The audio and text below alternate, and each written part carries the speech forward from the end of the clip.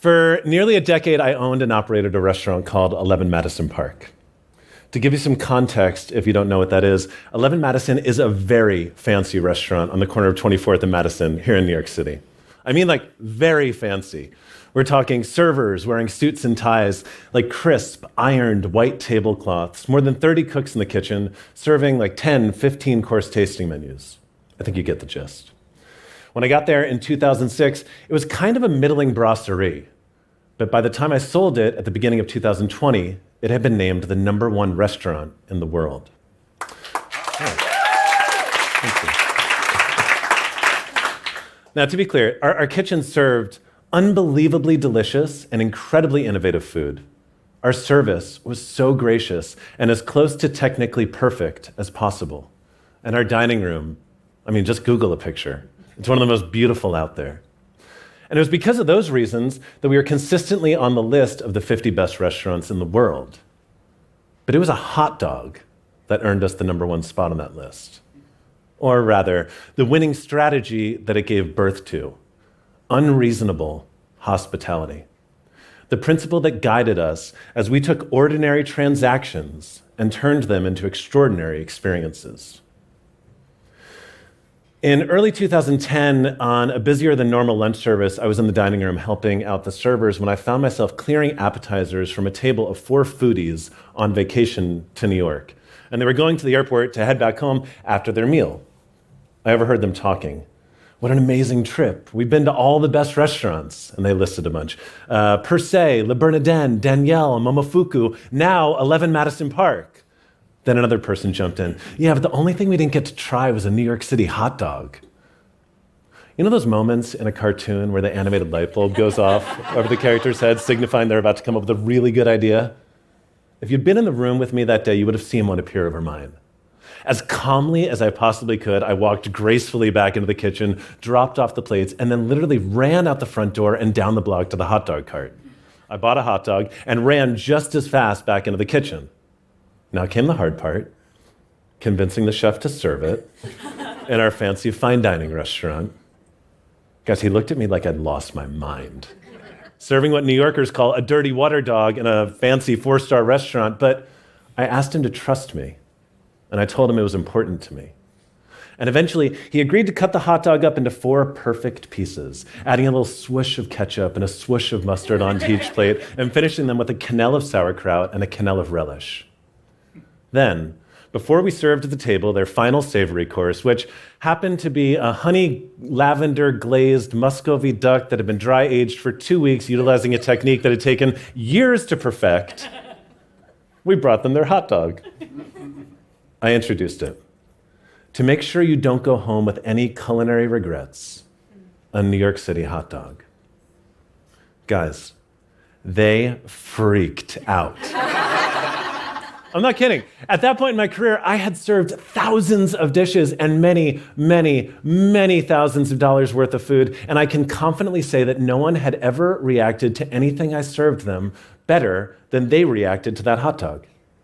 Each person said it was not only the highlight of their meal, but of their entire trip to New York, and they'd be telling the story for the rest of their lives. See, that hot dog changed the way I approached restaurants from that point forward. Because up until then, I had been so focused on excellence, on all the little details that go into making a meal great, that I somehow hadn't realized something really important. That in restaurants, our reason for being is to make people feel seen. It's to make them feel welcome. It's to give them a sense of belonging. See, in restaurants, the food, the service, the design, they're simply ingredients in the recipe of human connection. That is hospitality. And I realized if we could be unreasonable in our pursuit of that, we could give people the kind of experiences they would remember forever. It was only then that I realized I wasn't actually in the business of serving people dinner.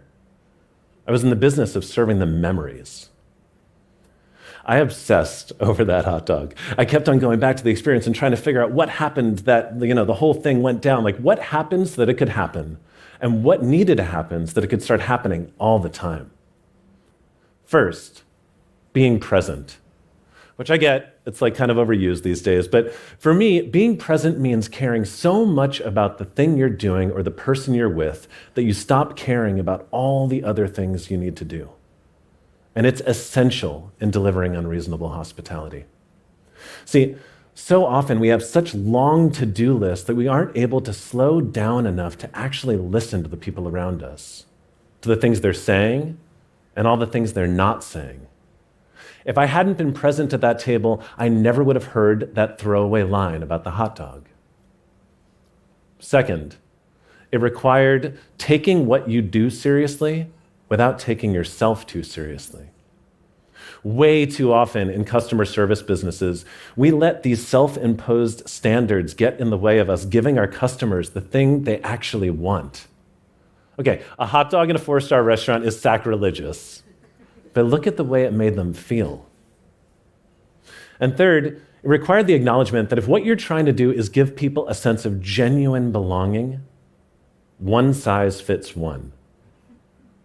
Hospitality is about making people feel seen.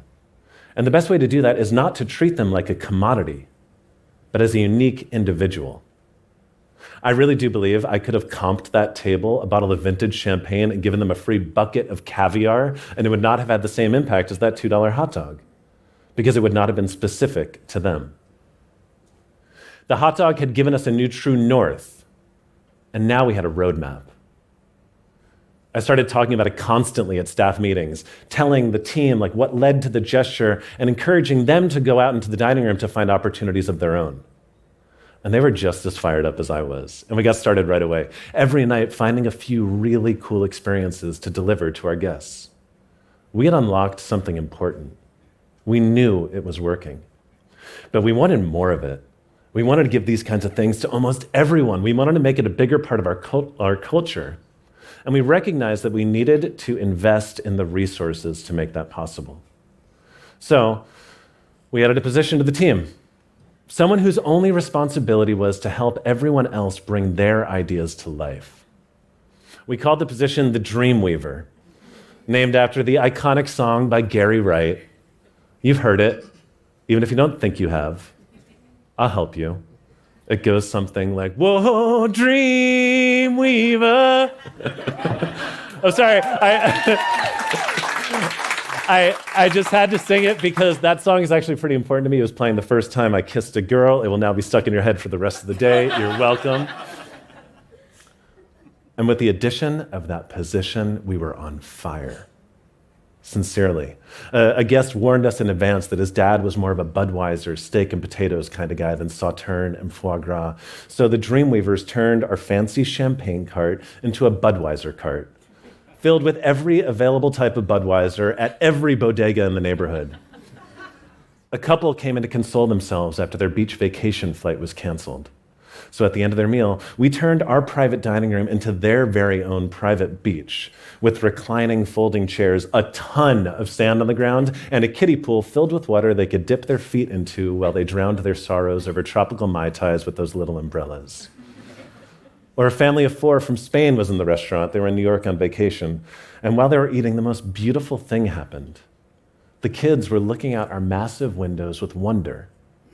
It had started snowing, and it was the first time they'd ever seen real snow.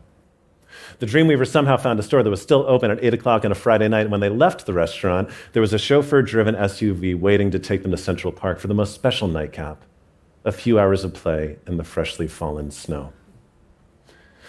With these gestures and so many more, our guests were obviously happier than ever, but you know what? This is the cool part, so is our team.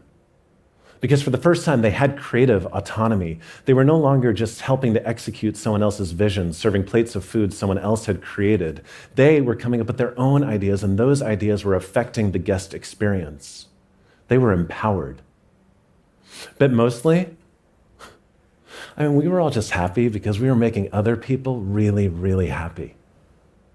There are few things more energizing than seeing the look of complete joy on someone's face when they receive a gift that you are responsible for giving. It can become one of the most beautiful addictions. And as we all found ourselves quickly becoming addicted to going above and beyond for our guests, we found ourselves going above and beyond for one another as well. Now, I'm just going to say this because I'm sure some people are thinking it. Unreasonable hospitality is not just for fancy restaurants. I get it. Some of the gestures I just described were quite extravagant. We did hire people onto the team to help us execute them more consistently. But remember, that hot dog only cost $2, and the impact it had was priceless. It does not take a big budget to start infusing this into your culture, because remember, it's not the cost of the gesture that matters, it's how it makes people feel. For most of America's history, we were a manufacturing economy. Now we're a service economy, and dramatically so. More than 3/4 of our GDP is driven by service industries. Globally, it's more than 65%.